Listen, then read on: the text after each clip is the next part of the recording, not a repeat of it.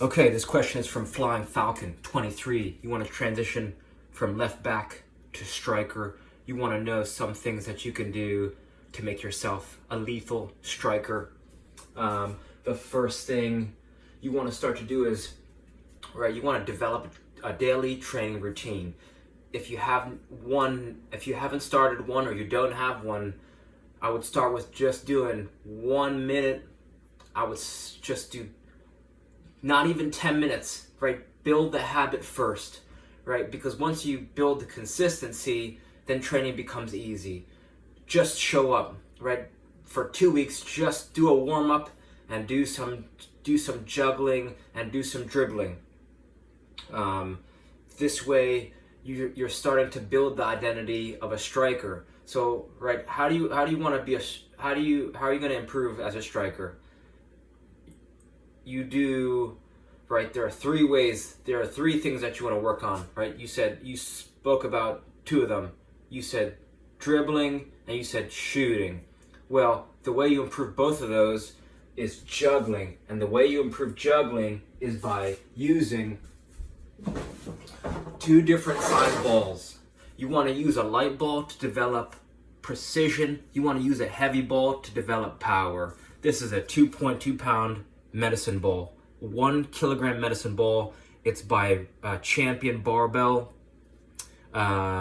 Reactor Ball. You can get this on Amazon for $30. And I'm telling you, if you want to be a lethal striker, I swear to God, this is going to help you develop power in your juggle, which is going to help you develop a harder strike. You're going to become a better passer. It's even going to improve dribbling, because if you can keep a ball up rhythmically,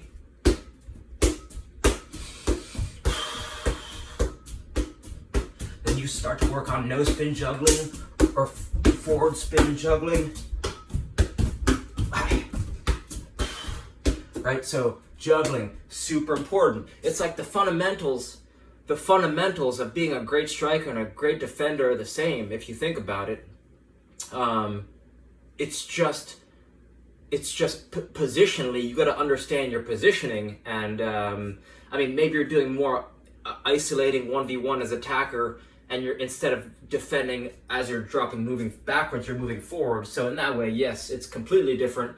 But the foundations of spatial awareness and connecting passes with your team, and then you could say, okay, maybe defenders aren't shooting quite as often. So yeah, there's differences, but there's also some, being able to keep the ball with your team, and juggling is going to help you become a great striker.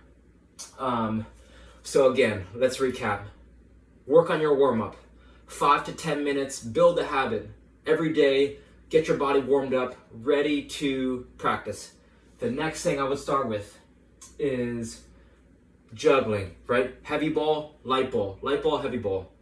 I would keep a tennis ball around with you at all times, so you're just sneaking juggles. I don't care if you're at the grocery store. I don't care if you're work, school, church, temple, whatever. Sneak your touches in, get your touches up, right? Just be able to start, right? Hours and hours and hours and hours. Don't think of practice as somewhere where you go or something that you do. Make your practice perpetual and always be getting touches, always be sneaking touches. The second thing you want to master, if you want to become a dangerous striker, I want you to master this dribbling sequence, and it helps if you use a small ball. The reason why it helps if you use a small skills ball is because imagine if you're playing Halo or Call of Duty and you set the sensitivity of the remote of the controller to very high. When you go and look around, it starts to whip you, it starts to jerk you all around because you haven't appreciated the sensitivity. But as you start to gain an awareness on how sensitive the remote is, the controls, then you can aim faster and shoot at your opponents faster. It's the same exact thing with the small ball. Since it's so small, at first it's harder to manipulate, but as your touch and your awareness improves on the ball, your training is going to be more effective, because when you step on the field and you start using a size 5 ball, since you've been training with a size 1, the size 5 is going to feel like easy money. So you want to, right, size 1, $10, Amazon, size 1 ball. This is a Baden, B-A-D-E-N. So this is the one dribbling sequence I want you to master and then practice, starting with 1 minute a day. I want you to go, this dribbling sequence, right? I learned this as a kid. I was the worst player on my team. The next season, I scored more goals than the whole team combined. And this is how it starts, right? You go outside, outside, inside, outside, inside. Outside, outside, inside, outside, inside. Outside, outside, inside, outside, inside. And the reason it's so effective is because it's easy to memorize, which makes it easy to execute, right? Easy to memorize, easy to execute. Outside, outside, inside, outside, inside. Outside, outside, inside, outside, inside. It's also super powerful because once you learn it, once you master it, you can connect it to any other move you know. So you could start to go outside, outside, inside, outside, scissor. Outside, outside, inside, outside, chop. Outside, outside, inside, outside, step over. Outside, outside, inside, outside, L move, right? So it becomes a connector of moves, right? It's a foundation. I call it the Rosetta Stone of dribbling because once you master it, you just start to combine it with a whole bunch of moves. So if you could only learn one dribbling sequence, this would be it. Start, say it out loud when you're beginning to master it. I've been practicing this sequence for 27 years. I still say it out loud. Outside, outside, inside, outside, inside.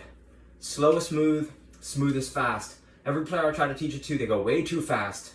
Go slow, master it, internalize it, and then practice it. 1 minute a day, build a habit, and then you can increase your volume and intensity as you build a habit. The third thing you want to invest in, if I was in your shoes, if I want to be a great striker, right, so we have juggling, different balls.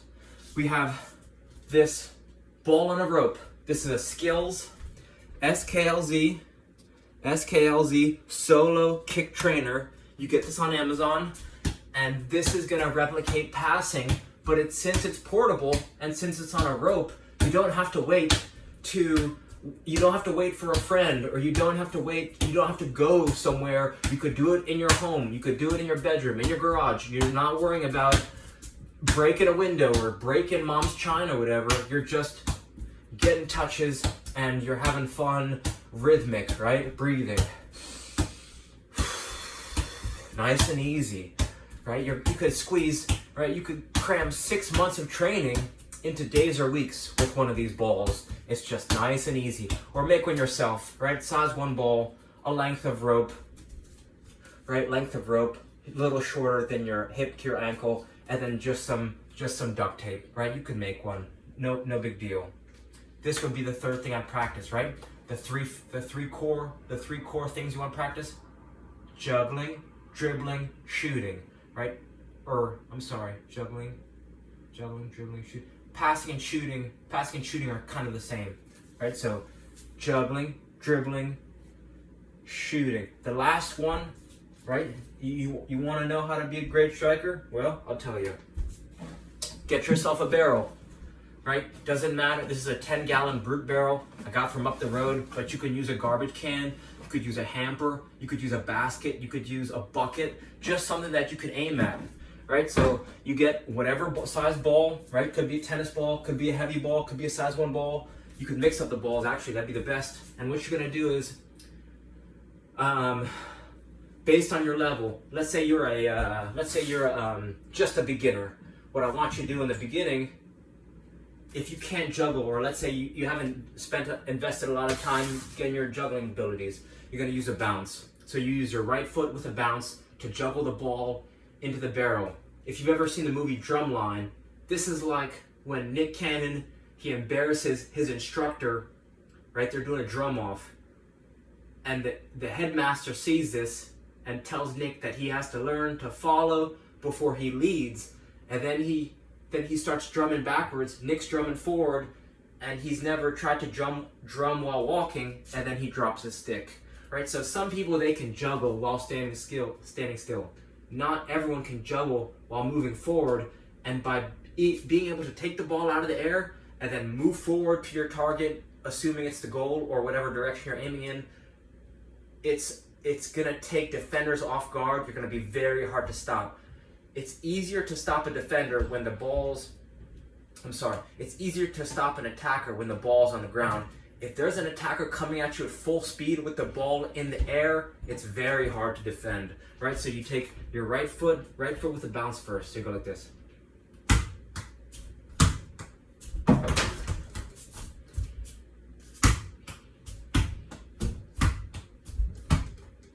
Right, just like that. Right foot first, or left foot first, then you go the other foot, so then left foot, then you do both feet alternating, right, with the bounce.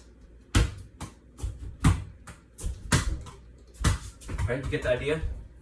Then right thigh, you could do with or without a bounce.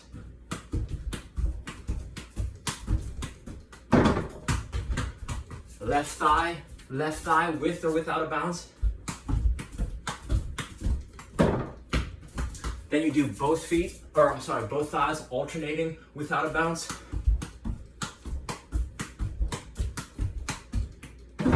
And then last, you do any part of the body you want, and you could do with or without a bounce.